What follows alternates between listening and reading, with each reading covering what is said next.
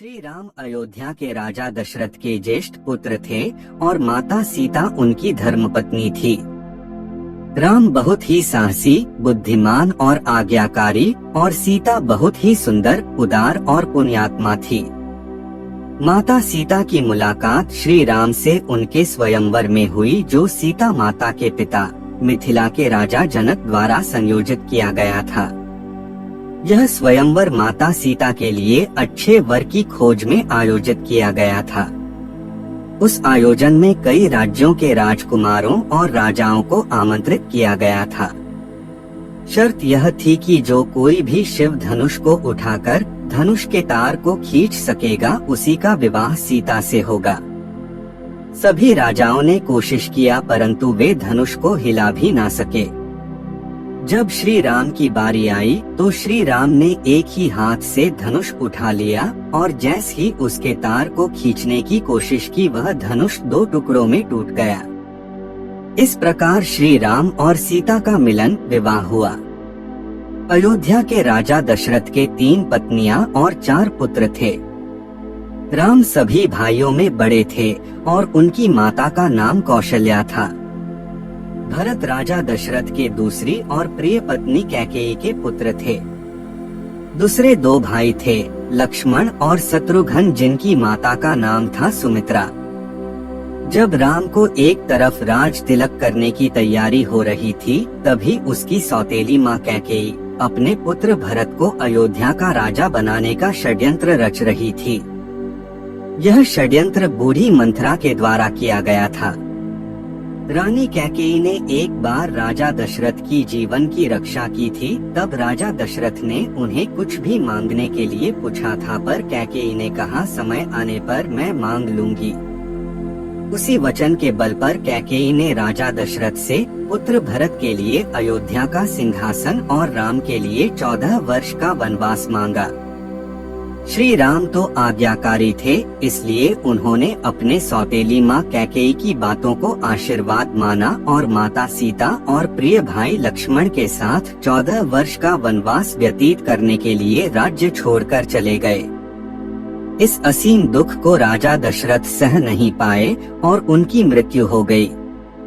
कैकेयी के पुत्र भरत को जब यह बात पता चली तो उसने भी राजगद्दी लेने से इनकार कर दिया। राम, सीता और लक्ष्मण वनवास के लिए निकल पड़े। रास्ते में उन्होंने कई असुरों का संहार किया और कई पवित्र और अच्छे लोगों से भी वे मिले।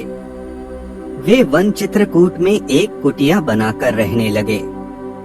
एक बार की बात है, लंका के असुर राजा रावण की छोटी बहन शूर्पणखा ने राम को देखा और वह मोहित हो गई। उसने राम को पाने की कोशिश की, पर राम ने उत्तर दिया, मैं तो विवाहित हूँ, मेरे भाई लक्ष्मण से पूछ के देखो। तब शूर्पणखा लक्ष्मण के पास जाकर विवाह का प्रस्ताव रखने लगी, पर लक्ष्मण ने साफ इनकार कर दिया। तब शूर्पणखा ने क्रोधित होकर माता सीता पर आक्रमण कर दिया। यह देखकर लक्ष्मण ने चाकू से शूर्पणखा का नाक काट दिया। कटी हुई नाक के साथ रोते हुए जब शूर्पणखा लंका पहुंची तो सारी बातें जानकर रावण को बहुत क्रोध आया। उसने बाद रावण ने सीता हरण की योजना बनाई। योजना के तहत रावण ने मारीच राक्षस को चित्रकूट के कुटिया के पास एक सुंदर हिरण के रूप में भेजा। जब मारीच को माता सीता ने देखा तो उन्होंने श्री राम से उस हिरण को पकड़ के लाने के लिए कहा। सीता की बात को मानकर राम उस हिरण को पकड़ने उसके पीछे पीछे गए और लक्ष्मण को आदेश दिया कि वो सीता को छोड़कर कहीं ना जाए। बहुत पीछा करने के बाद राम ने उस हिरण को बाण से मारा। जैसे ही राम का बाण हिरण बने मारीच को लगा, वह अपने असली राक्षस रूप में आ गया और राम के आवाज में सीता और लक्ष्मण को मदद के लिए पुकारने लगा। योजना के अनुसार रावण एक साधु के रूप में कुटिया पहुंचा और भिक्षाम देहि का स्वर लगाने लगा। जैसे ही रावण ने कुटिया के पास लक्ष्मण रेखा पर अपना पैर रखा, उसका पैर जलने लगा। यह देखकर रावण ने माता सीता को बाहर आकर भोजन देने के लिए कहा। जैसे ही माता सीता लक्ष्मण रेखा से बाहर निकली, रावण ने पुष्पक विमान में उनका अपहरण कर लिया। जब राम और लक्ष्मण को यह पता चला कि उनके साथ छल हुआ है, तो वो कुटिया की ओर भागे, पर वहाँ उन्हें कोई नहीं मिला। जब रावण सीता को पुष्पक विमान में लेकर जा रहा था, तब बूढ़े जटायु पक्षी ने रावण से सीता माता को छुड़ाने के लिए युद्ध किया, परंतु रावण ने जटायु का पंख काट डाला। जब राम और लक्ष्मण सीता को ढूंढते हुए जा रहे थे, तो रास्ते में जटायु का शरीर पड़ा था और वो राम राम विलाप कर रहा था। जब राम और लक्ष्मण ने उनसे सीता के विषय में पूछा, तो जटायु ने उन्हें बताया कि रावण माता सीता को उठा ले गया है, और यह बताते बताते उसकी मृत्यु हो गई। सीता ने जब राम के आवाज में उस राक्षस के विलाप को देखा, तो वो घबरा गई और उसने लक्ष्मण को राम की मदद के लिए वन जाने को कहा। लक्ष्मण ने सीता माता के कुटिया को चारों ओर से लक्ष्मण रेखा से सुरक्षित किया और वो श्री राम की खोज करने वन में चले गए। श्री राम अयोध्या के राजा दशरथ के ज्येष्ठ पुत्र थे और माता सीता उनकी धर्मपत्नी थी। राम बहुत ही साहसी, बुद्धिमान और आज्ञाकारी, और सीता बहुत ही सुंदर, उदार और पुण्यात्मा थी। माता सीता की मुलाकात श्री राम से उनके स्वयंवर में हुई, जो सीता माता के पिता मिथिला के राजा जनक द्वारा संयोजित किया गया था। यह स्वयंवर माता सीता के लिए अच्छे वर की खोज में आयोजित किया गया था। उस आयोजन में कई राज्यों के राजकुमारों और राजाओं को आमंत्रित किया गया था। शर्त यह थी कि जो कोई भी शिव धनुष को उठाकर धनुष के तार को खींच सकेगा, उसी का विवाह सीता से होगा। सभी राजाओं ने कोशिश किया, परंतु वे धनुष को हिला भी ना सके। जब श्री राम की बारी आई, तो श्री राम ने एक ही हाथ से धनुष उठा लिया, और जैसे ही उसके तार को खींचने की कोशिश की, वह धनुष 2 टुकड़ों में टूट गया। इस प्रकार श्री राम और सीता का मिलन, विवाह हुआ। अयोध्या के राजा दशरथ के 3 पत्नियां और 4 पुत्र थे। राम सभी भाइयों में बड़े थे और उनकी माता का नाम कौशल्या था। भरत राजा दशरथ के दूसरी और प्रिय पत्नी कैकेयी के पुत्र थे। दूसरे 2 भाई थे, लक्ष्मण और शत्रुघ्न, जिनकी माता का नाम था सुमित्रा। जब राम को एक तरफ राज तिलक करने की तैयारी हो रही थी, तभी उसकी सौतेली माँ कैकेयी अपने पुत्र भरत को अयोध्या का राजा बनाने का षड्यंत्र रच रही थी। यह षड्यंत्र बूढ़ी मंथरा के द्वारा किया गया था। रानी कैकेयी ने एक बार राजा दशरथ की जीवन की रक्षा की थी। तब राजा दशरथ ने उन्हें कुछ भी मांगने के लिए पूछा था, पर कैकेयी ने कहा, समय आने पर मैं मांग लूंगी। उसी वचन के बल पर कैकेयी ने राजा दशरथ से पुत्र भरत के लिए अयोध्या का सिंहासन और राम के लिए 14 वर्ष का वनवास मांगा।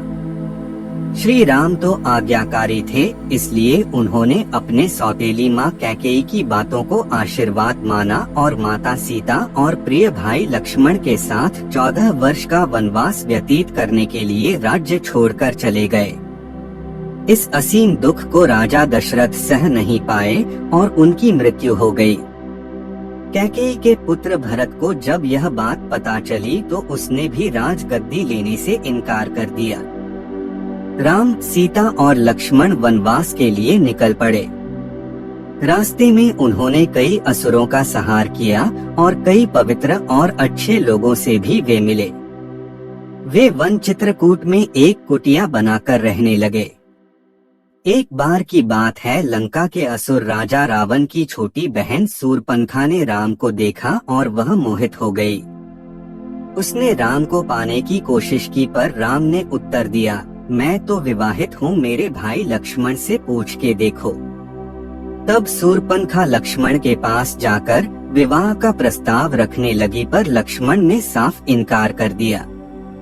तब शूर्पणखा ने क्रोधित होकर माता सीता पर आक्रमण कर दिया। यह देखकर लक्ष्मण ने चाकू से शूर्पणखा का नाक काट दिया। कटी हुई नाक के साथ रोते हुए जब शूर्पणखा लंका पहुंची, तो सारी बातें जानकर रावण को बहुत क्रोध आया। उसने बाद रावण ने सीता हरण की योजना बनाई। योजना के तहत रावण ने मारीच राक्षस को चित्रकूट के कुटिया के पास एक सुंदर हिरण के रूप में भेजा। जब मारीच को माता सीता ने देखा तो उन्होंने श्री राम से उस हिरण को पकड़ के लाने के लिए कहा। सीता की बात को मानकर राम उस हिरण को पकड़ने उसके पीछे पीछे गए और लक्ष्मण को आदेश दिया कि वो सीता को छोड़कर कहीं ना जाएं। बहुत पीछा करने के बाद राम ने उस हिरण को बाण से मारा। जैसे ही राम का बाण हिरण बने मारीच को लगा, वह अपने असली राक्षस रूप में आ गया और राम के आवाज में सीता और लक्ष्मण को मदद के लिए पुकारने लगा। योजना के अनुसार रावण एक साधु के रूप में कुटिया पहुंचा और भिक्षाम देहि का स्वर लगाने लगा। जैसे ही रावण ने कुटिया के पास लक्ष्मण रेखा पर अपना पैर रखा, उसका पैर जलने लगा। यह देखकर रावण ने माता सीता को बाहर आकर भोजन देने के लिए कहा। जैसे ही माता सीता लक्ष्मण रेखा से बाहर निकली, रावण ने पुष्पक विमान में उनका अपहरण कर लिया। जब राम और लक्ष्मण को यह पता चला कि उनके साथ छल हुआ है, तो वो कुटिया की ओर भागे, पर वहाँ उन्हें कोई नहीं मिला। जब रावण सीता को पुष्पक विमान में लेकर जा रहा था, तब बूढ़े जटायु पक्षी ने रावण से सीता माता को छुड़ाने के लिए युद्ध किया, परंतु रावण ने जटायु का पंख काट डाला। जब राम और लक्ष्मण सीता को ढूंढते हुए जा रहे थे, तो रास्ते में जटायु का शरीर पड़ा था और वो राम राम विलाप कर रहा था। जब राम और लक्ष्मण ने उनसे सीता के विषय में पूछा, तो जटायु ने उन्हें बताया कि रावण माता सीता को उठा ले गया है, और यह बताते बताते उसकी मृत्यु हो गई। सीता ने जब राम के आवाज में उस राक्षस के विलाप को देखा, तो वो घबरा गई और उसने लक्ष्मण को राम की मदद के लिए वन जाने को कहा। लक्ष्मण ने सीता माता के कुटिया को चारों ओर से लक्ष्मण रेखा से सुरक्षित किया और वो श्री राम की खोज करने वन में चले गए। विभीषण ने हनुमान को बताया कि रावण ने सीता माता को अशोक वाटिका में कैद करके रखा है। यह जानने के बाद हनुमान जी ने एक छोटा सा रूप धारण किया और वह अशोक वाटिका पहुँचे। वहां पहुंचने के बाद उन्होंने देखा कि रावण अपने दसियों के साथ उसी समय अशोक वाटिका में पहुंचा और सीता माता को अपने ओर देखने के लिए साम दाम दंड भेद का उपयोग किया, पर तब भी सीता जी ने एक बार भी उसकी ओर नहीं देखा। रावण ने सभी राक्षसियों को सीता को डराने के लिए कहा, पर त्रिष्टा नामक एक राक्षसी ने माता सीता की बहुत मदद और देखभाल की और अन्य राक्षसियों को भी डराया, जिससे अन्य सभी राक्षसी भी सीता की देखभाल करने लगे। कुछ देर बाद हनुमान ने सीता जी के सामने श्री राम की अंगूठी डाल दी। श्री राम नाम से अंकित अंगूठी देखकर सीता माता के आँखों से खुशी के अंशु निकल पड़े, परंतु सीता माता को संदेह हुआ कि कहीं यह रावण की कोई चाल तो नहीं।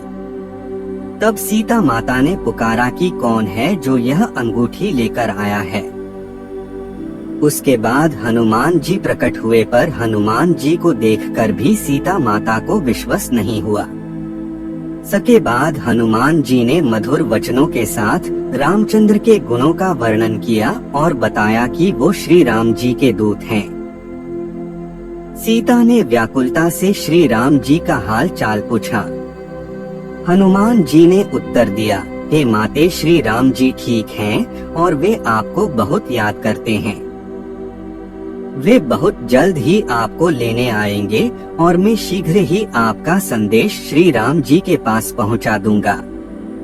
तभी हनुमान ने सीता माता से श्री राम जी को दिखने के लिए चिन्ह मांगा, तो माता सीता ने हनुमान को अपने कंगन उतार कर दे दिए। हनुमान जी को बहुत भूख लग रहा था, तो हनुमान अशोक वाटिका में लगे पेड़ों के फलों को खाने लगे। फलों को खाने के साथ साथ हनुमान उन पेड़ों को तोड़ने लगे। तभी रावण के सैनिकों ने हनुमान पर प्रहार किया, पर हनुमान ने सबको मार डाला। जब रावण को इस बात का पता चला कि कोई बंदर अशोक वाटिका में उत्पात मचा रहा है, तो उसने अपने पुत्र अक्षय कुमार को भेजा हनुमान का वध करने के लिए। पर हनुमान जी ने उसे क्षण भर में ऊपर पहुंचा दिया।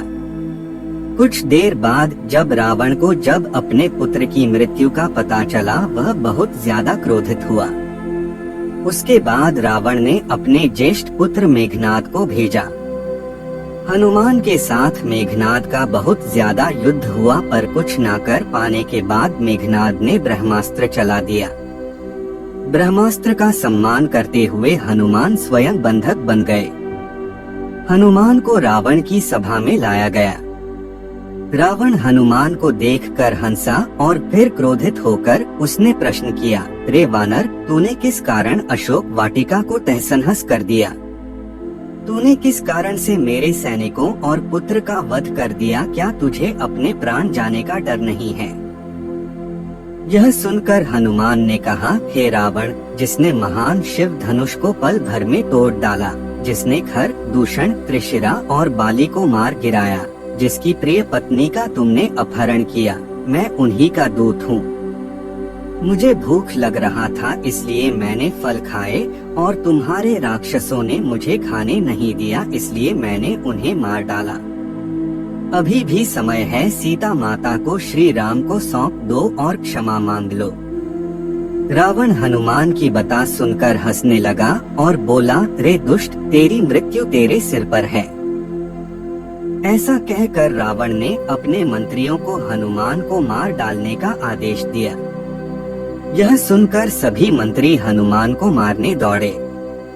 तभी विभीषण वहां आ पहुँचे और बोले, रुको, दूत को मारना सही नहीं होगा, यह नीति के विरुद्ध है। कोई और भयानक दंड देना चाहिए। सभी ने कहा, बंदर का पूंछ उसको सबसे प्यारा होता है, क्यों न तेल में कपड़ा डुबाकर इसकी पूंछ में बंधकर आग लगा दिया जाए। हनुमान की पूंछ पर तेल वाला कपड़ा बंधकर आग लगा दिया गया। जैसे ही पूंछ में आग लगी, हनुमान जी बंधन मुक्त होकर एक छत से दूसरे में कूदते गए और पूरी सोने की लंका में आग लगा के समुद्र की ओर चले गए और वहां अपनी पूंछ पर लगी आग को बुझा दिया। वहां से सीधे हनुमान जी श्री राम के पास लौटे और वहां उन्होंने श्री राम को सीता माता के विषय में बताया और उनके कंगन भी दिखाए। सीता माता के निशानी को देखकर श्री राम भावुक हो गए। अब श्री राम और वानर सेना की चिंता का विषय था, कैसे पूरी सेना समुद्र के दूसरे ओर जा सकेंगे। श्री राम जी ने समुद्र से निवेदन किया कि वे रास्ता दें ताकि उनकी सेना समुद्र पार कर सके, परंतु कई बार कहने पर भी समुद्र ने उनकी बात नहीं मानी। तब राम ने लक्ष्मण से धनुष मांगा और अग्नि बाण को समुद्र पर साधा, जिससे कि पानी सूख जाए और वे आगे बढ़ सकें। जैसे ही श्री राम ने ऐसा किया, समुद्र देव डरते हुए प्रकट हुए और श्री राम से माफी मांगी और कहा, हे नाथ, ऐसा ना करें, आपके इस बाण से मेरे में रहते वाले सभी मछलियां और जीवित प्राणी का अंत हो जाएगा। श्री राम ने कहा, हे समुद्र देव, हमें यह बताएं कि मेरी यह विशाल सेना इस समुद्र को कैसे पार कर सकते हैं। समुद्र देव ने उत्तर दिया, हे रघुनंदन राम, आपकी सेना में 2 वानर हैं, नल और नील उनके स्पर्श करके किसी भी बड़े से बड़े चीज को पानी में तैरा सकते हैं। यह कहकर समुद्र देव चले गए। उनकी सलाह के अनुसार नल और नील ने पत्थर पर श्री राम के नाम लिखकर समुद्र में फेंक के देखा तो पत्थर तैरने लगा। उसके बाद एक के बाद एक करके नल नील समुद्र में पत्थर को समुद्र में फेंकते रहे और समुद्र के अगले छोर तक पहुंच गए। श्री राम ने अपनी सेना के साथ समुद्र किनारे डेरा डाला। जब इस बात का पता रावण की पत्नी मंदोदरी को पता चला तो वो घबरा गई और उसने रावण को बहुत समझाया, पर वह नहीं समझा और सभा में चले गया। रावण के भाई विभीषण ने भी रावण को सभा में समझाया और सीता माता को सम्मान पूर्वक श्री राम को सौंप देने के लिए कहा, परंतु यह सुनकर रावण क्रोधित हो गया और अपने ही भाई को लात मार दिया, जिसके कारण विभीषण सीढ़ियों से नीचे आ गिरे। विभीषण ने अपना राज्य छोड़ दिया और वो श्री राम के पास गए। राम ने भी खुशी के साथ उन्हें स्वीकार किया और अपने डेरे में रहने की जगह दी। आखिरी बार श्री राम ने बाली पुत्र अंगद कुमार को भेजा, पर रावण तब भी नहीं माना। श्री राम और रावण की सेना के बीच भीषण युद्ध हुआ। इस युद्ध में लक्ष्मण पर मेघनाद ने शक्ति बाण से प्रहार किया था, जिसके कारण हनुमान जी संजीवनी बूटी लेने के लिए हिमालय पर्वत गए, परंतु वे उस पौधे को पहचान ना सके, इसलिए वे पूरा हिमालय पर्वत ही उठा लाए थे। इस युद्ध में रावण की सेना के श्री राम की सेना प्रसत कर देती है और अंत में श्री राम रावण के नाभि में बाण मारकर उसे मार देते हैं और सीता माता को छुड़ा लाते हैं। श्री राम विभीषण को लंका का राजा बनाते देते हैं।